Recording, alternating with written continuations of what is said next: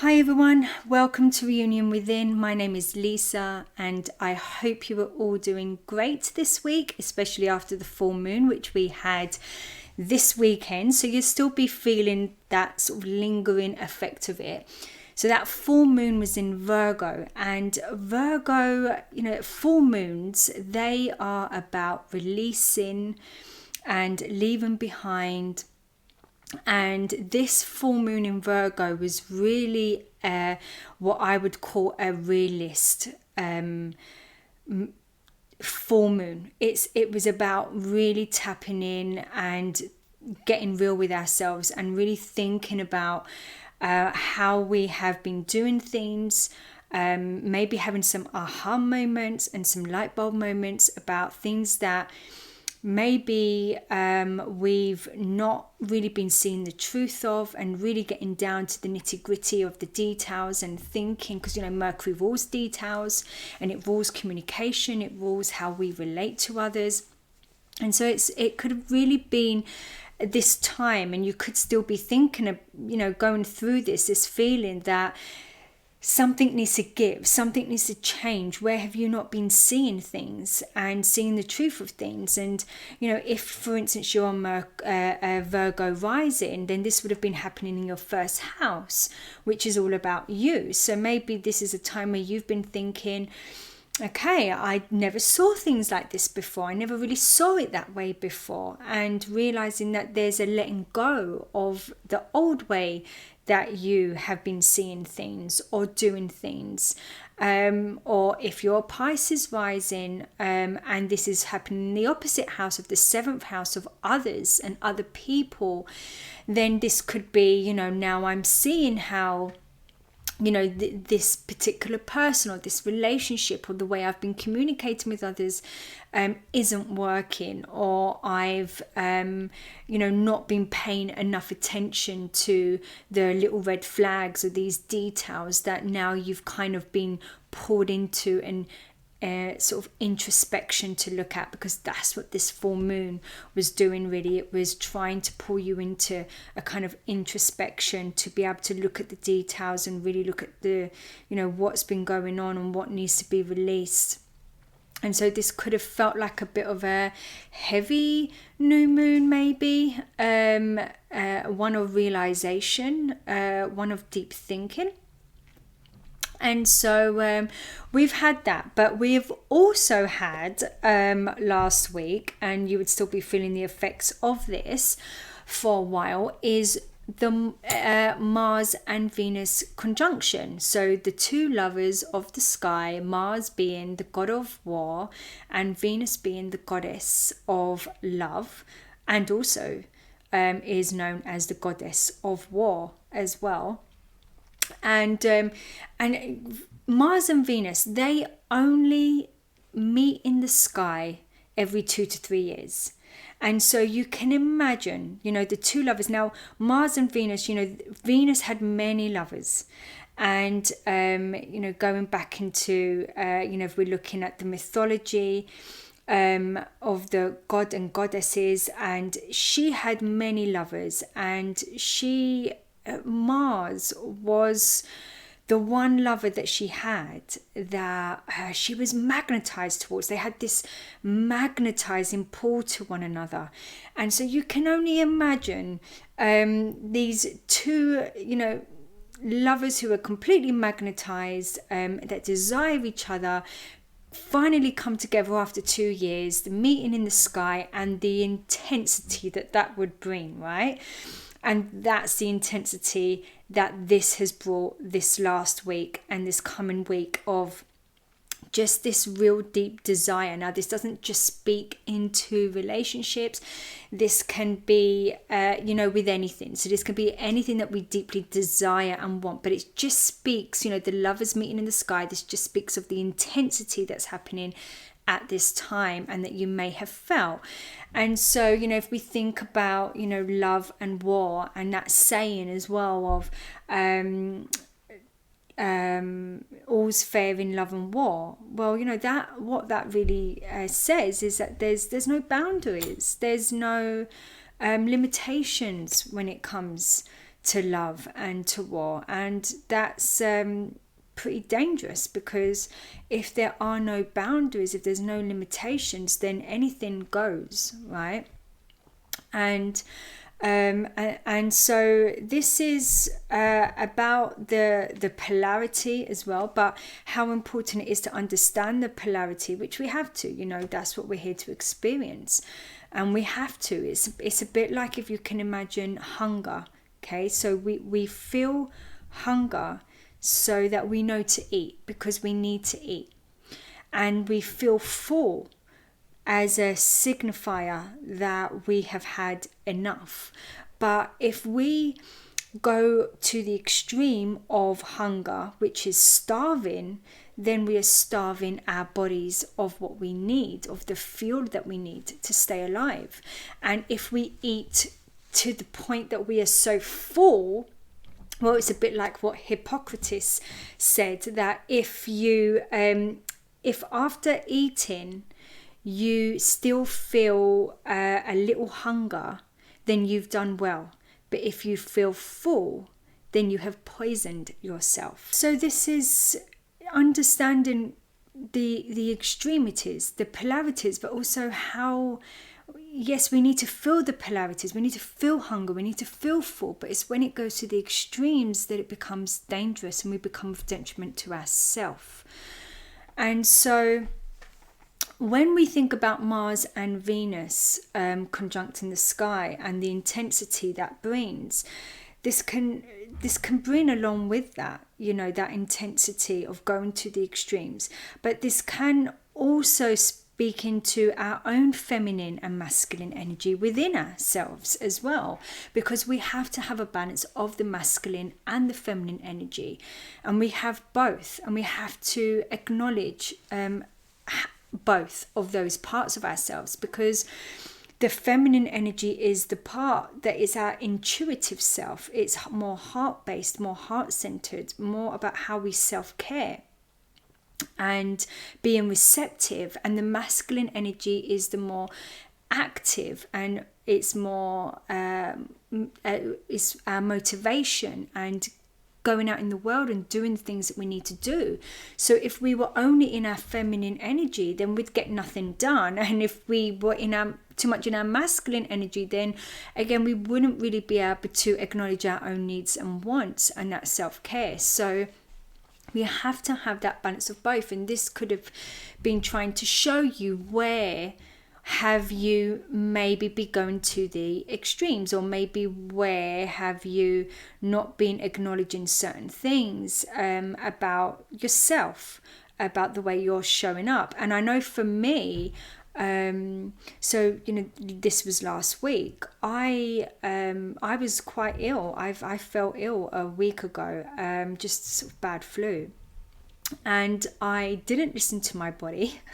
And normally I'm quite good, I don't get ill very often, but normally I know what to do. I know how to take care of myself, and I try to push through it. And I thought, okay, if I just give myself that one day good night's sleep, I'll be okay the next day. And so the next day I didn't feel too great. I felt well enough to sort of do what I needed to do, but I still felt I needed rest. I pushed forward, I got into my car, went to go to work, and my car wouldn't start. And now my car's been doing this for years. It doesn't start. I can always get it to start, no problem. And this time I just couldn't do it. I even waited. I went back 15 minutes later, tried again, car would not start. And I was like, but it was like a sign. It was a sign for me that maybe I'm, not supposed to be going into work today. Maybe I am supposed to be resting. Why am I not listening to myself? And actually there was a little bit of, not so much relief I couldn't go to work, but I kind of felt that if this was ever going to happen, at least that it's happened at a time that I could actually do with the rest, because I knew that that's what I needed.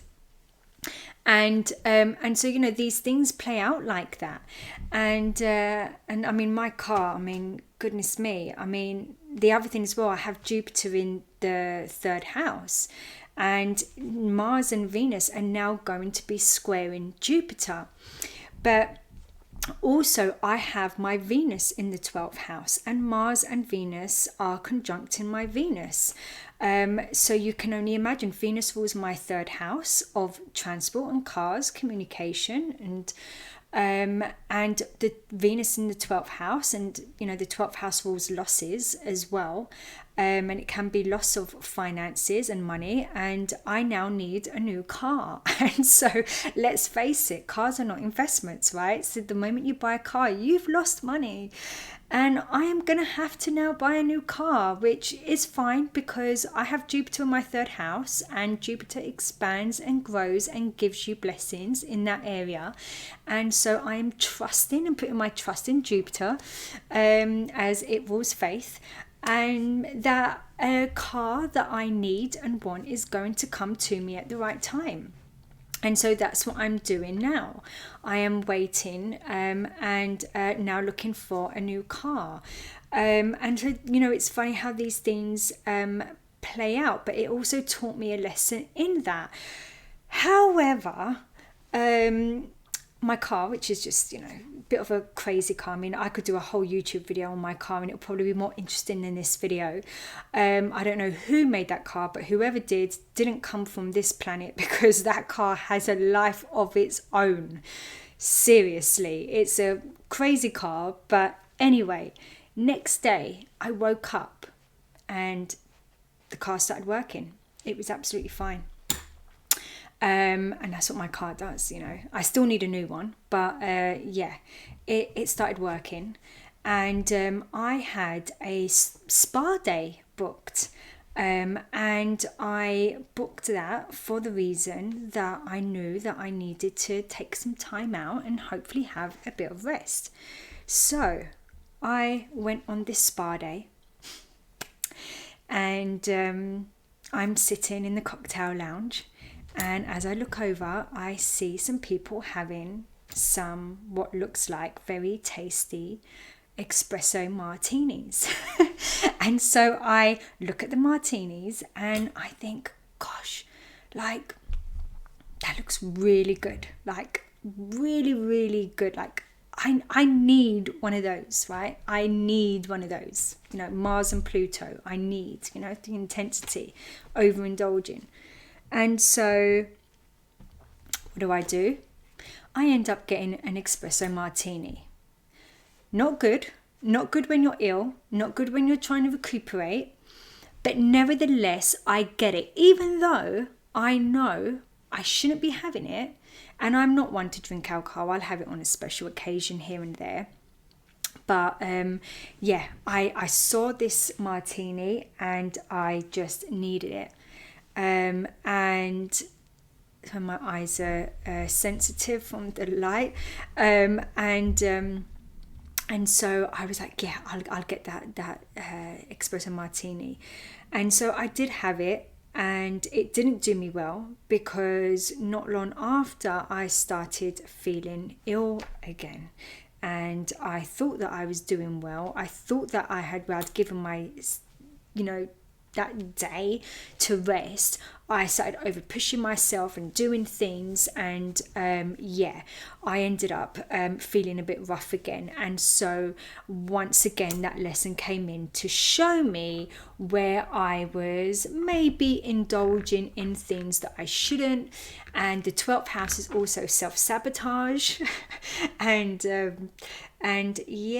So not good, guys. Not good to have alcohol when you're recovering from being ill. I won't be doing that again. And normally I am so good. I know exactly what I need when I'm ill, and I'm normally in control, and I will do what I need to do. But this time it was like, you know what the heck, I'm here, I'm relaxing, that looks good, I'm having it. No, wasn't good, not good. And in fact, I've only just got my voice back today so I can make this video, but I was not even feeling good this morning. My voice was all croaky and practically gone. So anyway, I'm not going to make this video too long.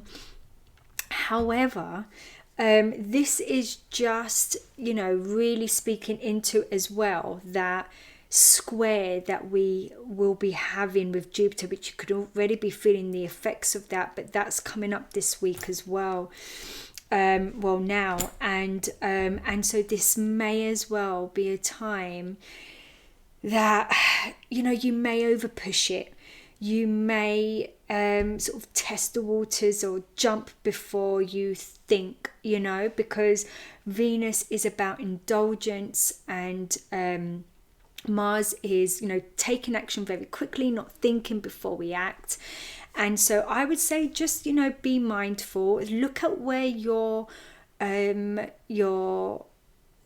Taurus house is, because that's where Jupiter sits, and look at your Aquarius house, which is where Venus and Mars are conjunct at this time, and the square that's happening. So for instance, mine is the third house, you know, the Taurus house is the third house where Jupiter is, and Venus and Mars are conjunct in my 12th house. And so you can see how this is sort of played out for me. And so now I know that I need to maybe start looking at more where I've maybe been overworking, I've been maybe pushing myself too hard, and where I need to, and this has been coming up for me for a couple months now, and I've been saying, yeah, I know I need to cut back on my work, I know I need to do this, I know I need to put this in place. And even though I have this mindset to do it, I haven't been doing it to the point where I then became ill, and my body was forced to slow down, and I ruined that by having a martini espresso cocktail. Was it worth it? No, I'm not going to answer. No. Maybe in the moment, but is it ever worth it afterwards? No, the consequences wasn't worth it, to be honest. So anyway, that's the conjunction that we have coming up, so be mindful of that. Check what houses it's in for you so you can get a bit of a better overview. But what we also have coming up on the 28th and the 29th, so in a couple of days, is we have a rare conjunction of Mercury, Saturn and the Sun. Now this is, you know, a lot of energy, all in Pisces. This is all happening in Pisces. And so the sun illuminates anything it's around. You know, it's a luminary. It highlights everything. And it's going to highlight to you, you know, with Saturn and Mercury, it's going to really get you thinking and really highlight to you where maybe you haven't been taking accountability or responsibility, or maybe too much, you know. Now the Mercury is combust the sun because it's behind the sun, so it's out of our view from Earth. So when Mercury is combust the sun, it does weaken Mercury. And so there, especially if you're ruled by Gemini, or you have a lot of Mercury sort of energy, so that's Virgo and Gemini in your sign, this may feel a bit heavy for you, or it may just feel like you're I don't know, like more serious, like things are more serious, things are more heavy. It kind of dampens the spirit of the planet. And so with Saturn there, Saturn is a bit like the father of the zodiac. So it's a bit like, you know, it's all about rules and regulations and putting boundaries in place. And so it's going to be the next couple of weeks, I have to say, it's going to probably be a bit heavy in turn of highlighting to you what you need to get done. Now this is in the sign of Pisces, and Pisces is about our dreams and our goals, and it's, you know, it's a water sign. It's about our creativity as well, and being more free flowing and dreamy and fantasizing. But Saturn is here now in Pisces, which it's been for a year, and it will be for another year, saying, come on, you can have the life you want. You can dream big. You can have what it is that you desire, but you have to get out there and start moving and putting things into practice, because otherwise you're not going to get it. And so Saturn's trying to push you now to say your dreams really can become a reality, but you have to do something about it for it to manifest. And so it can feel a bit like, if you can imagine, like if you're sitting next to your best friend, it's great fun. You can have a laugh, you can talk about anything and have a joke. But now compare it to sitting next to your teacher or sitting next to your boss.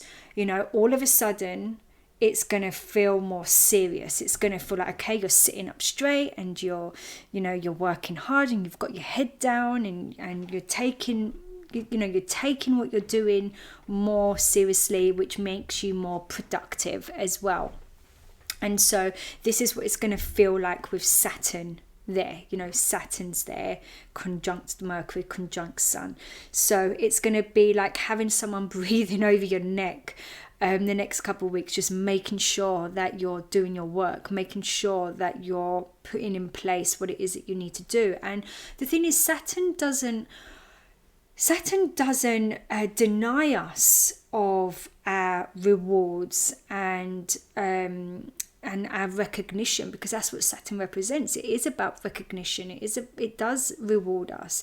It just delays the rewards, because it's whether we're putting in the work. It's always there. We can achieve what we want, but it's whether we want to be proactive in that in order to be able to do this.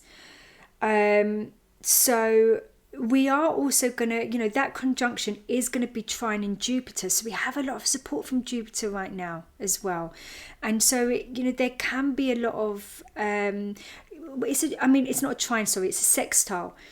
And sextiles, trines are known to be a bit more easier, but in some ways, some astrologers say that sextiles can have more blessings, and that's because you have to work a bit harder with a sextile. It's like the opportunities there. It's whether you want to take it, and you can see the opportunities there. Whereas with trines, things come a bit more easier to us, and so sometimes with a trine, we can become complacent. It's a bit like having a really natural good skill at something that you're so good at it, you don't even realize you're good at it. So you can almost disregard it.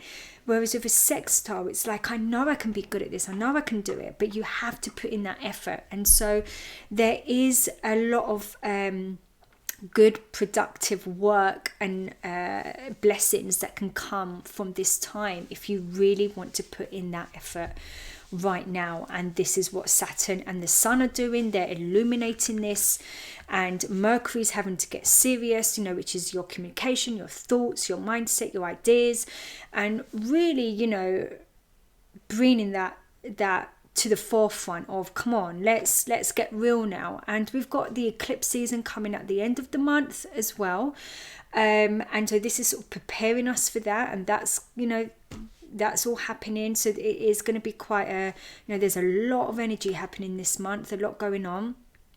And so this is we're in Pisces as well, Pisces season. It's a water sign, Pisces, and this is about our emotions. Water is symbolic of emotions, and so a time that we need to be releasing and letting go and getting real about what it is that we're doing, what it is that we want at this time. And Jupiter is in the mix of all of this. And Jupiter, even though we have the square to Mars and Venus, Jupiter's a benefic, the great benefic, and so it always brings blessings, whatever transit. But one thing I find personally, most people love Jupiter transits, they tend to be very good, but I'm ruled by Jupiter traditionally because I'm a Pisces rising. So the traditional rule of Pisces is Jupiter and the modern ruler is Neptune. But whenever I find that I have a strong Jupiter transit, they have been some of my most difficult. And that is because Jupiter rules truth. and justice and hope. And so when I have in my life had those moments where I have had the blindfold taken off and I've had to see the truth of something, that's when that's been really hard. In the moment, it's been debilitating, it's been really difficult. But in hindsight, what Jupiter done was it woke me up to what was not real and what was real, and it closed some doors for me and opened some new ones, and it helped me move on, and it was a bit like a blessing in disguise. And that's how I see Jupiter. Jupiter is like how I would say, like Saturn's the father, Jupiter's the great, the grandfather, the loving grandfather who isn't really there to tell you off and discipline you, but gives you stories of wisdom, the bitter sweet truth of things. And that's what Jupiter does. It brings you blessings, it brings you wisdom, it helps you grow. But sometimes you have to face the truth of something. And so again, Jupiter's going to help you at this time. So I like to think of Jupiter, when I think of Jupiter, I think of it as, it's happening for you, not to you. And so if you can just carry that with you at this time, whatever's difficult for you this time, it's happening for me, not to me. What do I need to see? What have I not been seeing? Where do I need to take the blindfold off? Where do I need to apply my attention and my time and really find some balance? Let's not forget that masculine and feminine energy I was talking about as well, because in order for us to be successful in life, and what I mean by successful is to have peace, contentment, and overall wellness, is to have that balance, so that we know how we are approaching any situation and any experience at any given time appropriately, healthily, and so that we can have what we want. And so carry that with you at this time. Be mindful, allow these changes that may be happening, these ideas. Be open to new ideas. Understand that we don't know everything, and if we're open, and we're always open to learn and to grow, then blessings will come our way, and Jupiter will give us that, and Saturn will reward us for that. And so you may even have some good rewards coming in at this time, because you have been doing the work, because you have been trying to better yourself, you have been opening your eyes and be willing to grow, and move yourself forward, that feels more right and authentic and aligned for you. So with that, I hope these next 2 weeks or a couple of weeks, we are again, like I said, going into eclipse season, so I'll be back for that. And good luck with everything, and I wish you all the best and so much love.